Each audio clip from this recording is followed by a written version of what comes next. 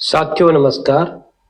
साथियों आज फिर चर्चा पश्चिम बंगाल के ऊपर, क्योंकि अभी आपने देखा होगा कि कई विधानसभा चुनाव जो हैं, जो छोटे छोटे राज्य थे उनके हो चुके हैं, जिनमें कि अधिकतर राज्यों में लगभग लगता है कि जो सर्वे है और जो आकलन है कि उसके आधार पे एनडीए की सरकार बनने की संभावना है। लेकिन मुख्य जो मुद्दा है वो पश्चिम बंगाल है साथियों, जिसपे कि पूरा देश का फोकस है। ये समझ के चलिए, अब राज्य जो भी है लेकिन देश का फोकस वहां बना हुआ है और लोग जनता की दिलचस्पी भी वहां पर बनी हुई है।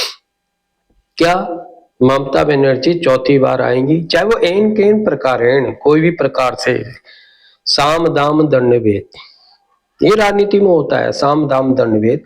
तो क्या इस नीति को फिर इख्तियार करते हुए वो चौथी बार विजयी होंगी या नहीं होंगी, इस पर चर्चा करना चाहते हैं साथियों। क्योंकि कुछ विचित्र घटना, ट्विस्टिक घटना हुई है साथियों, जिसने कि परिदृश्य को थोड़ा बदल दिया है। मैं ये नहीं कहूंगा कि लगभग कि भाई 90% 100% बदल दिया, लेकिन 50% से हाँ मान के चलिए कि 40-50 के आसपास कुछ परिदृश्य जो है बदल गया है। ये फैक्टर कितना प्रभावी होगा ये देखने की चीज बनती है साथियों, और देश की जनता को समझना भी चाहिए, जानना भी चाहिए इसके संबंध में, क्योंकि वो भी हमारे देश का एक अंग है, महत्वपूर्ण अंग है। क्योंकि जो घुसपैठियों की जो शुरुआत हुई है और घुसपैठियों का जो मुद्दा है ना, वो सबसे ज्यादा पश्चिम बंगाल से ही उठा है साथियों।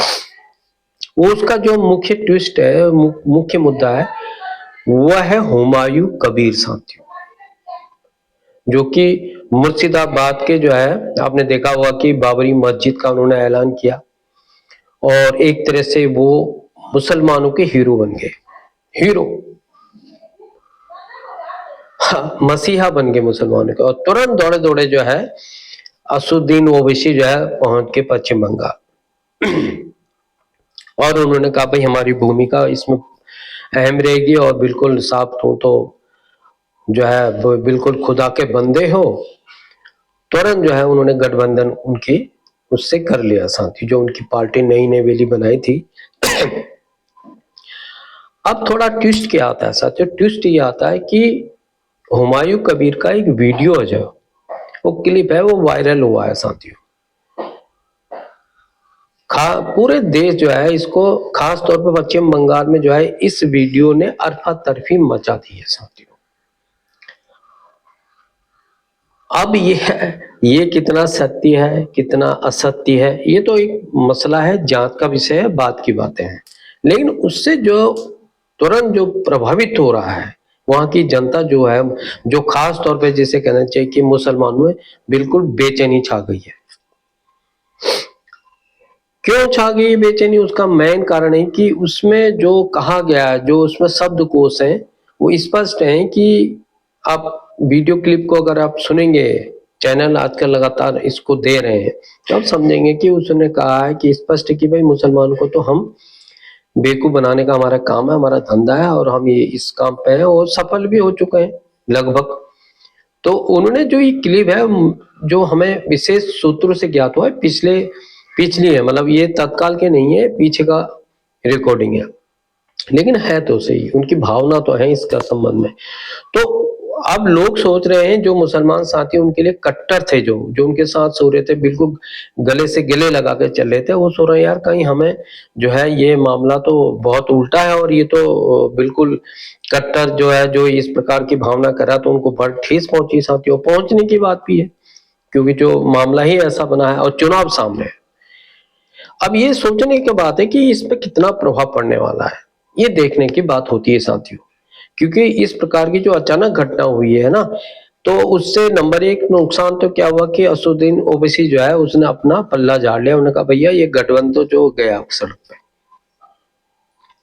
लाभ हानि तो एक बात की बात है, जब चुनाव होंगे तभी तो विश्लेषण होगा, लेकिन कुछ हद तक टीएमसी को तो इससे लाभ मिलना लगभग मुझे लग रहा है कि तय माना जा रहा है। और दूसरा बिंदु इसमें एक और फैक्टर आता है साथियों, वो आता है कि जो कट्टर मुसलमान है, मतलब बिल्कुल इस्लामीकरण मुसलमान जिसे कहते हैं, ठीक है, उनका क्या हुआ। उनका क्या होगा साथियों? क्योंकि जब वो वोट डालने जाएंगे, सोचो आप, एक कल्पना करो, जब वो वोट डालने जाएंगे उनके मन में विचार तो जरूर आएंगे, चाहे वो कितना ही हुमायूं कबीर के साथ खड़े हैं, लेकिन उनके मन में एक विचार जरूर आएगा कि यार ये बंदा जो है ये गड़बड़ कर रहा है, और इसने जो कहा है वो अगर सत्य है तो फिर क्या होगा साथियों? तो कट्टर मुसलमान जब वोटिंग करेगा तो वो कुछ भी कर सकता है, ये आप सोच के चलिए। ये अधिकतर मैं बात बता रहा हूँ अधिकतर, क्योंकि जो आदमी कहीं वोट, आपके मन में है कि मुझे यार फलाने पार्टी को वोट डालना है, लेकिन इसी बीच में उसकी कुछ ऐसी घटना होती है, तो जब आप वोट डालेंगे तो आपके मन में उथल पुथल मची होगी, तो आप कुछ भी कर सकते हैं, कोई जरूरी नहीं कि वहां डालें, दूसरे डालें, तीसरे, किसको डालेंगे आप? तो असमंजस जो है वहां के मुसलमानों में, जो कट्टर है उनके बीच बना हुआ है। अब ये है कि एक इसमें नया मोड़ हो रहा है साथियों, जो सीआर है जिसके मामले में पूरा विपक्ष और ममता बनर्जी छाती ठोक ठोक के पूरे मतलब बंगाल के मुसलमान से कह रही थी कि सीआर जो है गलत है, और मुसलमानों का इसमें बहुत मतलब नाम कट जाएगा, मुसलमान इसमें जो है ये हो जाएगा, वो हो जाएगा, फलाना और ढिमकाना। तो उसका जो अभी वहां के जो भी मतलब जांच अधिकारी और जो रिपोर्ट उन्होंने दी है चुनाव आयोग के जो माध्यम से और न्यायालय के माध्यम से, तो उसमें तो बिल्कुल विपरीत स्थिति है, मतलब बिल्कुल कहना चाहिए कि विलोम हो गया है। वो विलोम क्या हो गया है कि जो छाती पीट रहे थे और विपक्षी दल खासतौर पे कि मुसलमानों के साथ अन्याय हुआ है, उनके नाम कट जाएंगे, उनका बर्बाद होंगे, क्योंकि घुसपैठियों का मुद्दा अहम था साथियों, घुसपैठियों का मुद्दा बहुत अहम था। इसी के परिप्रेक्ष्य में तो पता चला कि उसमें जो वोट कटे हैं उसमें तो मैं समझता हूँ कि 60% तो हिंदू है। अब बताओ आप क्या होगा? हिंदुओं का वोट कटा है उसमें, मुसलमानों का इतना नहीं कटा जितना हिंदुओं का कटा है। अब यहाँ पे एक बात आती है साथियों कि यार ये जो मामला है ये तो बिल्कुल उलट हो गया है। एक तो हुमायूं कबीर का मामला, बाबरी मस्जिद उसने तो उद्घाटन भी कर दिया था बाहर के देशों से जो है मौलवी मुल्ला बुला के। अब दूसरा ये सीआर का मामला क्लियर आ गया जनता के सामने, तो इसमें जो वोट कटे हैं वो तो मुसलमान के इतने नहीं कटे जितने हिंदू कटे हैं। तो मुझे लगता है कि इसमें बहुत बड़ा षड्यंत्र भी था, और जो कि एकदम क्लियर हो गया है, दोनों बिंदुओं पे क्लियर स्थिति बन गई है साथियों।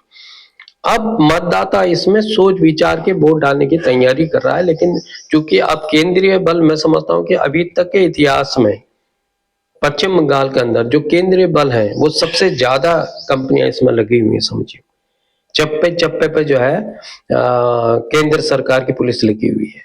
तो अब डरने की तो कोई बात, मैं समझता हूँ कि वहां के मतदाताओं को है ही नहीं। लेकिन मुझे ये लगता है कि ये ममता का विपक्षी पार्टियों का षड्यंत्र तो नहीं है कि यार उनको पता है कि भाई वोट तो भाई ये तो सूचना राज्य सरकार के पास रहती है, ये तो आप भी समझते हैं, हम भी समझते हैं। तो उनको लग रहा है यार कहीं हार गए तो हमारे पास मुद्दा रहेगा कि देखो जी हम तो पहले ही कह रहे थे, इन्होंने तो हमारे जो कोर वोटर थे उनका वोट काट दिया। मतलब लड़ाई लड़ने से पहले ही आगे का बचाव पहले सोच लो आप। तो ये नीति थी क्या? तो मुसलमानों के लिए वही पुराना जो ढर रहा था कि साहब नंबर 1 आरएसएस को गाली देना और कि साहब आरएसएस आपके दुश्मन है, नंबर 2 बीजेपी को गाली देना, यही मुद्दा रहा है, और मुसलमानों का वोट तो साहब कटवा दिया साहब। तो ये ध्रुवीकरण की जो घटिया नीति पश्चिम बंगाल में चल रही है और लगभग 15 साल से चल रही है, उससे पहले भी चल रही थी, थोड़ा पाला चेंज हो गया है, बाकी कुछ अंतर नहीं रहा है साथियों। तो अब इस घटना ने दूध का दूध और पानी का पानी कर दिया साथियों, मुझे लगता है। तो जनता जो है इस बिंदु को समझ रही है, विश्लेषण करेगी अब तब वोट डालेगी, मतलब क्योंकि मतलब जनता, देखो एक चीज ये होती है ना कि आदमी अपना मन बनाता है, उसको अपना फ्यूचर, अपने बच्चे, आने वाले बच्चों का फ्यूचर दिखना बहुत जरूरी है कि भाई मैं जो करने जा रहा हूं, जो ताकत मुझे संविधान ने दिया है, इसका असर कैसे होगा और कहां तक होगा, मुझ पे क्या होगा, मेरे बच्चों पे क्या होगा साथियों। तो जनता सब देखती है साथियों। तो इसीलिए एक कहावत है, एक डायलॉग है बहुत पुराने फिल्म का कि ये पब्लिक है, ये सब जानती है साथियों। तो यही चीज है कि ये पब्लिक है, ये सब जानती है, कितना भी आप बेवकूफ बना लो, सोशल मीडिया का ज़माना है, कोई बात आप छिपती नहीं है। तो क्लियर स्थिति है, अब ये देखना पड़ेगा कि वहाँ के जो मताधिकारी जो लोग हैं, मतलब जनता है, उसका रुख क्या होता है? क्या वो चौथी बार भी ममता को काबिज करेगी या सत्ता से बाहर करेगी? ये एक देखने की चीज़ होगी साथियों। तो ये विश्लेषण था, कुछ जानकारियाँ थी, मैंने आपके साथ इसको जो है शेयर किया साथियों। तो अगर मेरा वीडियो आपको पसंद आए, सही लगे तो इसको शेयर, सब्सक्राइब और लाइक ज़रूर करेंगे साथियों।